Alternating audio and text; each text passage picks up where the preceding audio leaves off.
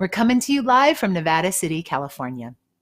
Our crew over here varies from time to time, depending on who's staying at our doggy B&B, and of course, who has the ability to come on for a live session. We all know that's not every dog. So today we're being guided in meditation by Violet and Benny. Graham is offset, might join us. So are Bella and Luna, our boarding dogs that are here as well. So you may see them come through now and then. We're always happy to connect with other fellow meditators, especially those with an affinity toward our fur friends, like yourselves. We are in such good company here together, especially knowing that some animals are here too. Doesn't it feel good knowing that? That said, please know that you are welcome to join these meditations, these pet meditations, solo as well. Petless in Seattle, because you still will find this experience meaningful and worthwhile. If you've practiced with me before, you might remember that I'll sometimes refer to the potential of our connection with pets that are beyond this physical world also. And we also will refer to the animals who live on the other side of the planet who we can connect with. Meditation gives us access to a place without any boundaries, time zones, or travel needs. We get to close our eyes and tune into the place within us that is limitless and expansive. Actually, most of us are pretty surprised by how good it feels to just do nothing. Today, our intention of this meditation is to provide you tips and guidance for including your pets in your practice. So I'll share with you what to expect, how to get settled, and of course, we will enjoy a practice together. And then after that, I'll answer some of your questions. So if you have any of them now or throughout the whole experience, please type them into the chat anytime. We always love hearing from all of you. So if you haven't yet, do let us know that you're here, who you're with, and who you're meditating with, and where you're from, I've been practicing and teaching meditation for about 20 years, yet I only started focusing on including our pets after I noticed the big shift that it seemed to create in my own dogs. One of them in particular, named Maya, was a super nervous and high-strung dog who we adopted many years ago. And I really struggled to bond with her. I'd have to move her into a different location when I meditated because she was very distracting with her constant paw licking and moving from position to position. But once, when I forgot to put her out of the room before I meditated, I noticed her just over across the room, peacefully sitting in her bed, not fussing at all for like over 20 minutes. It was totally surprising. So from then, I invited her to be nearby if she chose to be. And that began a shift in the relationship between me and Maya. Everything seemed to progressively slow down from there, and our relationship became really good, just as it was. This evolution opened my eyes to what is possible for our pets and ourselves when doing a spiritual practice like this together. So since expanding my focus and my teaching to have pet inclusivity, I've heard countless stories about improvements and joy coming from people meditating with their pets and animals too. Several of you are here on the line with us right now. So, all right, let's get into it, shall we? Here are a few tips to help you and your pets enjoy your practice together. So first, create a comfortable place for them, a favorite blanket or a bed. You can see some good demos, some good examples here, or anything like that that will be enticing to draw them in and help them feel cozy. Then you get to get comfortable. Use your favorite blanket too. Make yourself settled. Then once you're in that good space, go ahead and invite your pet over so that you're already still, and then they can be matching you in that. If they don't come over right away, that's okay. And then just give them that opportunity. This also gives us humans an opportunity for detachment, which is always a very good practice for us to work. Something to keep in mind is that animals love routine, as do most humans. So just the simple routine of your setup will give them more familiarity and therefore more security. So the location, the time of day, similar items, similar smells or aromas, I found all of these to be really helpful in our practice. So then you just do your own thing and you meditate. Keep in mind that your peaceful presence is very magnetic to them. They will be drawn to it. It just might take a little time. And as a reminder, do your best to not let them distract you too much. Just ignore whatever they're doing. This also gives us, really can help serve us as a good spiritual practice. Another opportunity for that. We'll take them, right? Any chance we can get. Some people ask if it's helpful to put a leash on their dog during meditation practice. I actually don't recommend that because a leash is associated to a very different experience and a different energy. Remember that association is very important. All right, friends, so let's meditate. Please go ahead, like we just discussed, take a moment now to get yourself comfortable, situated, and your pet as well. Take your time. And when you do feel settled, ready, please go ahead and close your eyes.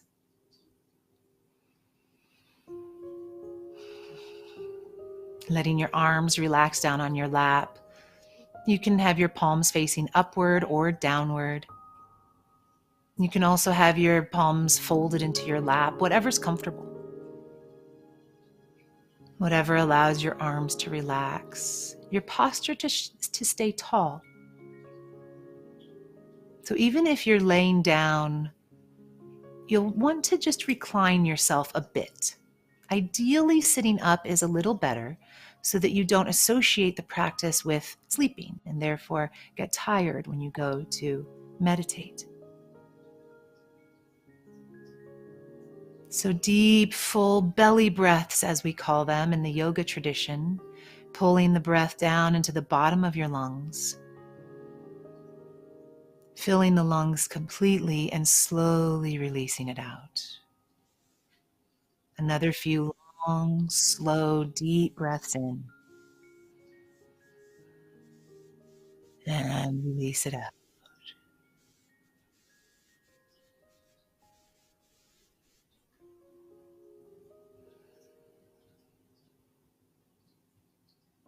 As you're breathing deeply, allow all of your facial muscles to relax. And just scanning over your body and noticing if there's any place else that's holding tightness or tension. A little stiff today, perhaps. Just breathe the next few breaths directed into that location. And as you exhale, allow it to melt, dissolve.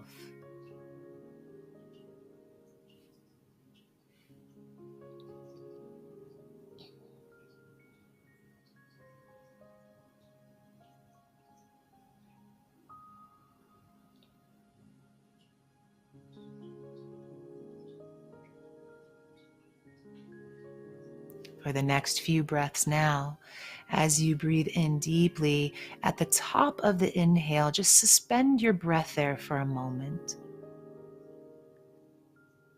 Just creating a space and then release. Continue to do this, creating a little pause between breaths.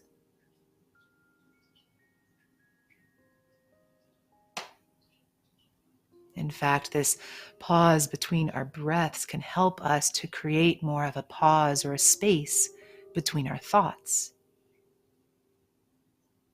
And when we create more space between our thoughts, we create a quieter mind. I like to say that we slow down the thought traffic. So we're moving out of rush hour and into that nice afternoon stroll. The thoughts nice and slow, the breath matching, so steady and even, long and grounding.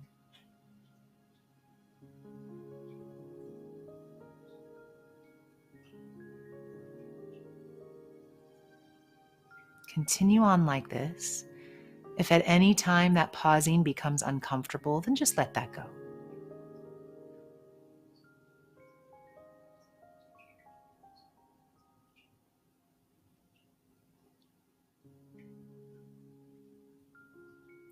See if you can now, with each exhale, let go a little more. It's almost as if you feel yourself being a bit heavier, maybe even a little broader as the shoulders soften, the hips soften, the legs relax.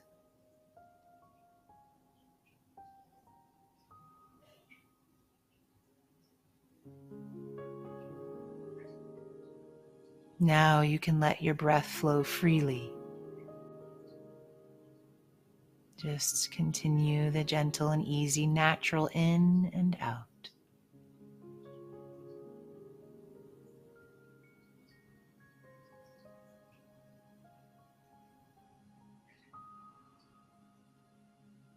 Now I'll guide you through a relaxation technique that helps in meditation, particularly when your mind is busy. This relaxation technique is also very helpful when you're just in the midst of a day feeling a bit of stress, you're getting overwhelmed, maybe you're about to make a difficult phone call, something like that, that there's just a heightened sense of stress or anxiety. You can use this relaxation technique to calm the physical body, to control or to maneuver the breath, which then gives you more control over your emotions.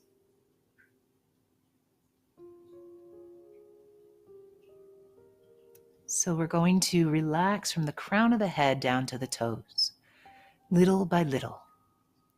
So as I guide you, just bringing your attention to that location and let it go. Relaxing the scalp, the forehead, eyeballs, eye sockets, temples. Relaxing your cheeks, your tongue, your jaw, your ears, your neck.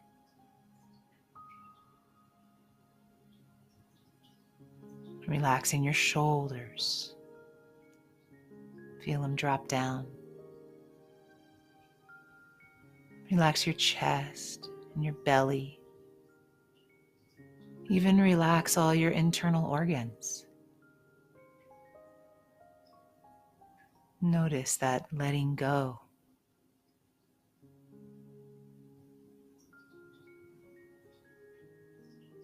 Relaxing your upper back, mid back, and especially the low back.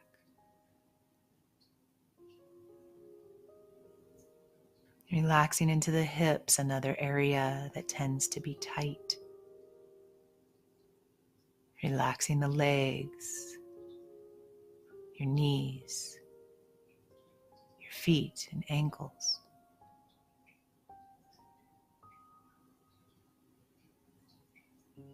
Scanning over your body from head to toe, noticing the softness. Just being, just sitting, just existing.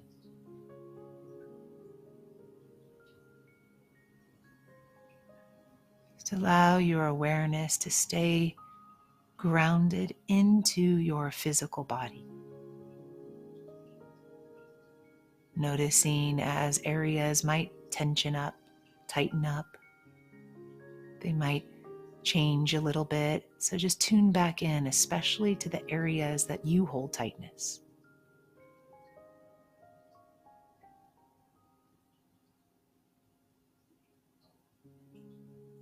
Relax.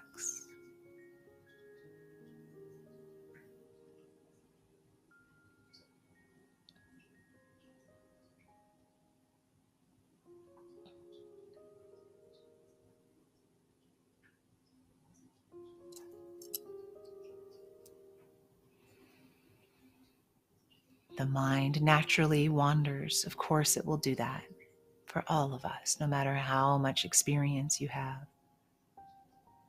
So when your mind wanders off to other thoughts or sensations, distractions, just draw it back again, back into the body, back into your relaxed jaw, back into your soft shoulders, back into your relaxed belly.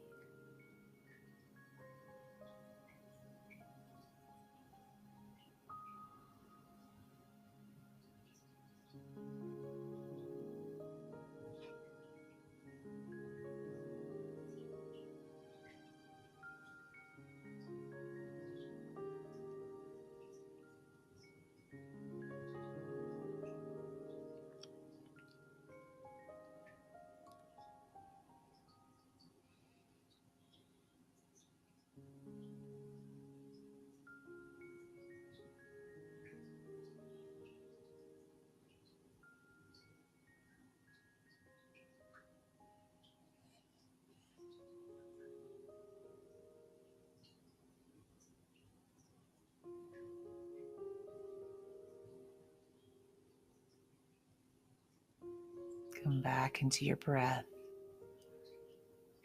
Maybe one or two more deep breaths. That always helps to draw you in again, to anchor you, to establish in the present moment. And then let the breath move freely.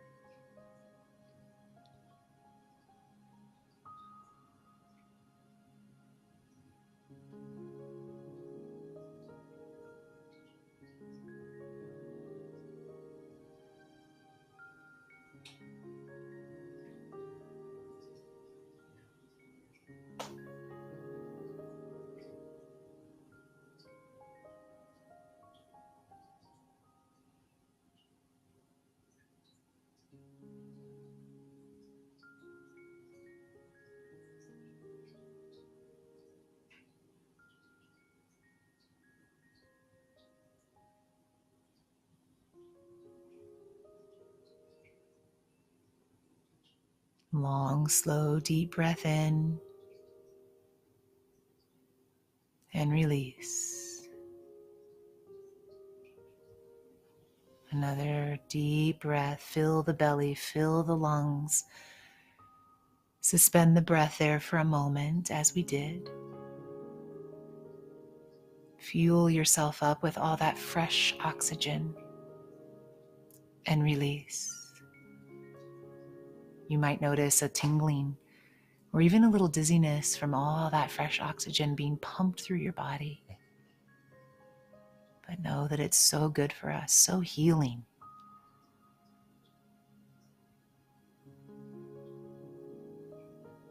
And with your eyes remaining closed, take a moment, if you'd like, to lift a hand onto your heart.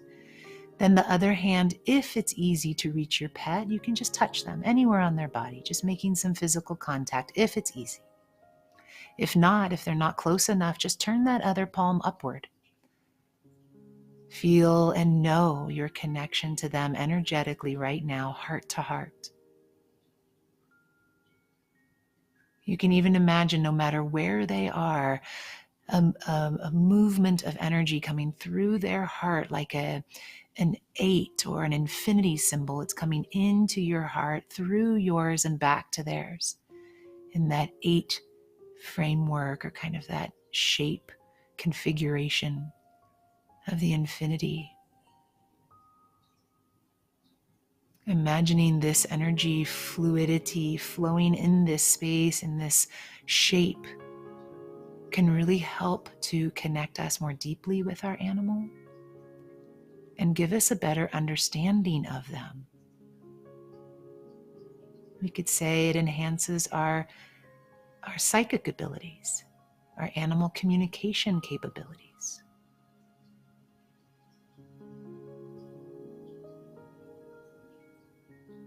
Imagine that swirling light connecting you.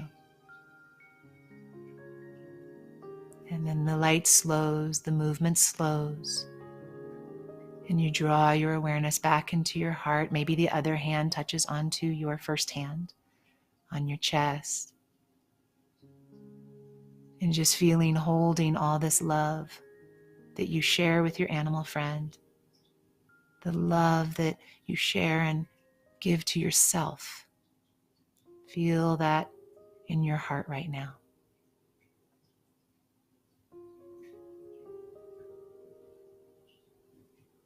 One more deep, long breath in. Sigh it out. You can relax your arms down. And whenever you're ready, slowly open your eyes. Namaste.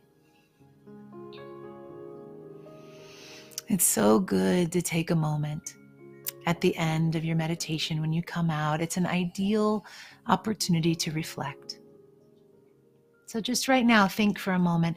Did you notice some settling down, some quieting? What about for your pet? Did you notice that in them? And I wonder, do you notice anything different when you meditate with your pet versus without them? As I mentioned when we started today's session, meditation can give you access to a whole different part of your relationship with your pet, a very spiritual, subtle, beautiful part of that bond. So keep in mind that when you sit in stillness, even for a small amount of time, you have a chance to boost your health, your vitality, your immune response, your sense of balance, your access to creativity. So much more comes out of this practice. And it's likely that the same benefits are available for our animals too. So let me just check in before we close and see if anyone wrote about where you're coming in from. Yes, I see Catherine and Charlie from Horwich. I need to learn how to pronounce that one. Hi, Catherine. I'm so glad that you guys are here from the UK. And then Denise and Darby in Michigan. Julie and Luna in South Dakota. Hi, you guys. Mashawn and Augie in Los Angeles. Michael and Vinny in Seattle. See, not a petless in Seattle. Michael's got his babes. Nikki in Riverside with 5 dogs and a monitor lizard. Oh my gosh, this might be our first lizard included in these meditations that I am aware of. So thank you for telling us. Billie Holiday, is that the lizard's name? Rocco, Monsta, Oni, King, and Sapphire. Wow, I know who I'm going to next time I need to name my pets. That's awesome. Eddie and Indy in Silver Lake, California, our dear besties. Oh, that's awesome. You guys, thank you for letting us know that you're here, for feeling this connection, for sharing this time with your animals. My pack and I, along with our incredible team at Round Glass, want to thank you for joining us today and always. Each week, we explore different themes and a variety of teachings to benefit the lives of our companion animals and ourselves. So we'll be back again next week, same time and place, and we'd love to have you keep joining us here. Remember that you can meditate with Round Glass live every single day on the app or via the website, roundglass.com. And actually, this Saturday, please check out our continuous 12-hour live marathon of meditations beginning at 7 a.m. Pacific time. It's an all-day celebration for World Meditation Day, and we hope to see you there. So until we meet again, friends, happy meditating. Namaste.